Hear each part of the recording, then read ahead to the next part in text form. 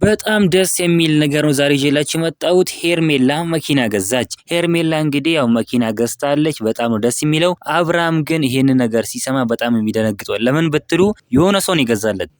የሄርሜላ ፍቅረኛ እየተባለ ይገኛል ማለት ነው። እውነት በጣም ደስ የሚል ነገር ነው። የሄርሜላ ፍቅረኛ እንግዲህ መኪና ገዛላት። እውነት ደስ ይላል። ያው አብርሃም አልፈልግም ስላለ እንግዲህ ሄርሜላ ወደ ፍቅረኛዋ ወደ አዲሱ ፍቅረኛ ሄዳለች።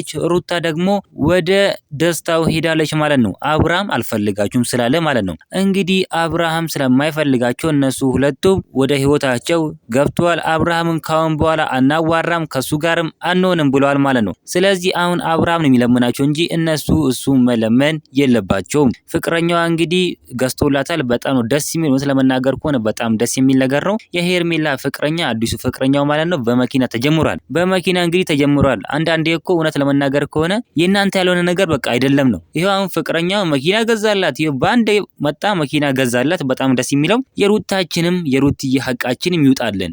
የሩታ መኪና የሚገዛላት ባል ያምጣልን። ሩታ እንቋችን ማለት ነው። ለሷን ደግሞ ቀን ይወጣላታል። ደግሞ ደስታውንም አግኝተዋለች። ደስታው እንደ ስሙ ደስታው ነው። በጣም ደስ የሚል ነገር ነው። እንግዲህ ሄርሜላ መኪና ዛሬ ይዛ መታለች። በአዲስ አበባ ጎዳናዎች ላይ እየነዳች እየተዝናናች ትገኛለች ማለት ነው። በጣም ነው ደስ የሚለው። እንኳንም ተገዛላት ማለት እንፈልጋለን እኛም። አብርሃም እንግዲህ አልፈልጋችሁም ብሎ ሄዷል ማለት ነው። ካልፈለጋቸው ያው እነሱ ደግሞ ምን ማድረግ አለባቸው? ወደ ራሳቸው ህይወት ወደ ራሳቸው ነገር መሄድ አለባቸው። ስለዚህ በጣም ደስ የሚለው። እናንተ ምን ትላላችሁ? ሀሳብ አስተያየታችሁን ኮሜንት ላይ ማስቀመጥ እንዳረሱ፣ ቪዲዮ ላይክ፣ ቻናሉ ሰብስክራይብ ማድረግ እንዳረሱ። በሌላ ቪዲዮ እስከምንገናኝ በያላችሁበት የዓለም ዳርቻ ሰላማችሁ ብዙ ይበልልኝ። ደህና ሁኑልኝ።